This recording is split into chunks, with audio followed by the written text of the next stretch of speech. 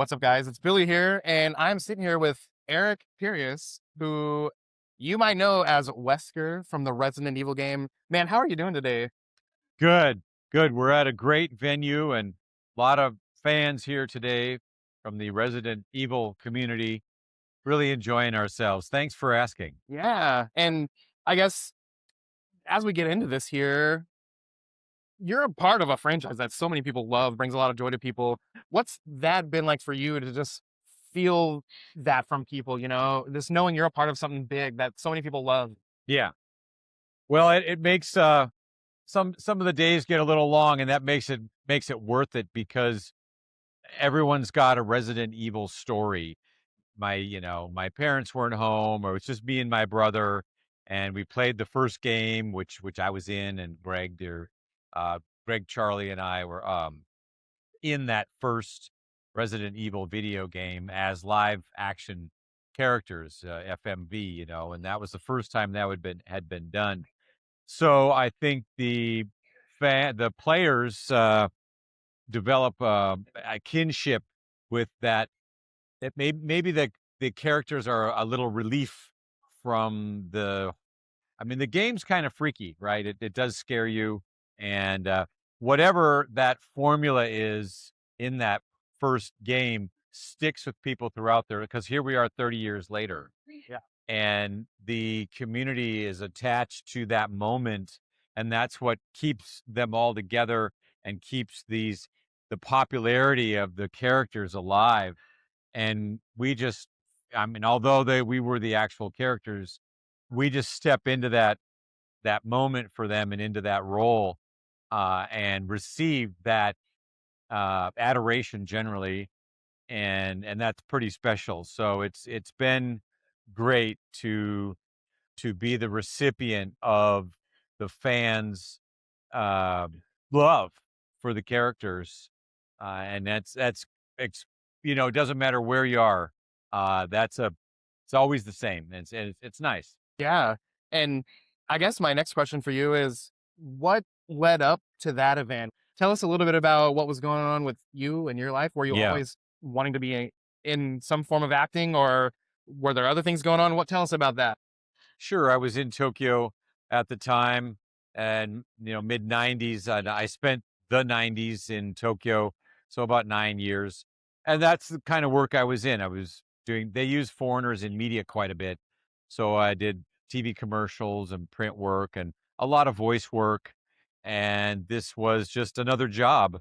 And there was an audition, and I got the part, and couple days shoot out in a field near Mount Fuji, actually, and it was hot, summertime, humid, a lot of lights, a lot of smoke, a lot of yelling. There was a storyboard, although we didn't really know. We knew it was a video game, and that's about it. So, of course, there's no way we could know what it would was to become. But following, at the end of the job, it was a good job. It was 2 days. We got paid a little more than usual, and but that was it.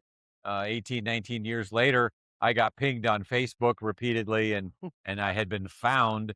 And at first, I didn't know what they were referring to, and I don't know what. And then started slowly kind of figuring it out. Spoke with Charlie, who I had kept in touch with a little bit over the years, and realized what a following Resident Evil had around the world at that time, and started to slowly embrace the community and end up where we are right now. That's awesome. So, is there a certain point when did you find yourself out and about and people were like, "Oh my gosh, that's that guy from that game." When did that start happening, or has it happened? It's rare. It does happen though, particularly around an event like a con, All right. and you'll be sitting somewhere,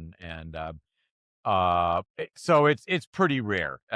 It's negligible, although it has happened a few times. What happens more often is at a con again, somebody will say, "Oh, great, you know, good look, right? Like, you're playing nice cost, like nice, you're playing Wesker, right?" Yeah. And Good job. they're like, Yeah. "Oh, nice, look, yeah, Wesker," and I'm like, "No, no, I am Wesker." Yeah, I know, good job, yeah, I like it. And like, "No, I mean, I'm Wesker."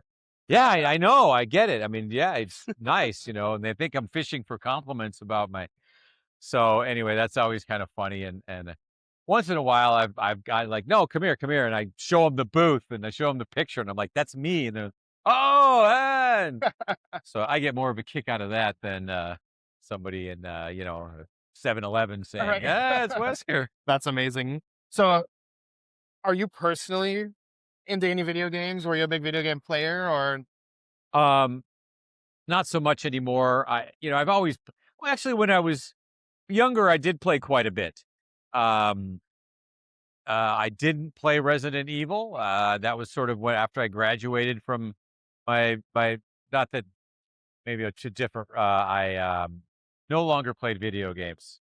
Um, and uh, but more recently, I do play like like first person shooter stuff. yeah, But no, I really haven't played. I've played the game on podcasts. yeah, So no, I'm really not. I know the lore. I know the themes just from hearing, but not from actually playing. gotcha. Cool. Well, you personally, obviously, you're a part of this big franchise that people love. What kind of stuff are you into? If you were sitting down to watch a show or a movie or read a book, what kind of things are you into? Sure. Mountain biking. I do a lot of that. Uh, I read. I enjoy physics and kind of black hole type stuff and how how is this whole thing created or that the nature of existence, that sort of stuff Yep, yep. intrigues me.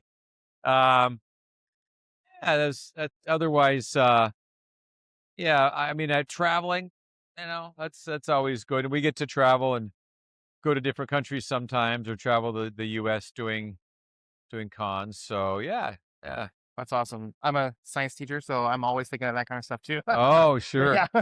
Awesome. Very cool. Well, hey man, thanks so much for a little bit of your time. Yeah, I know the listeners and the kids, everyone's gonna think this is awesome. And if you have any advice for some young people that are sitting here thinking about their futures ahead of them, sure. what would you say to these kids?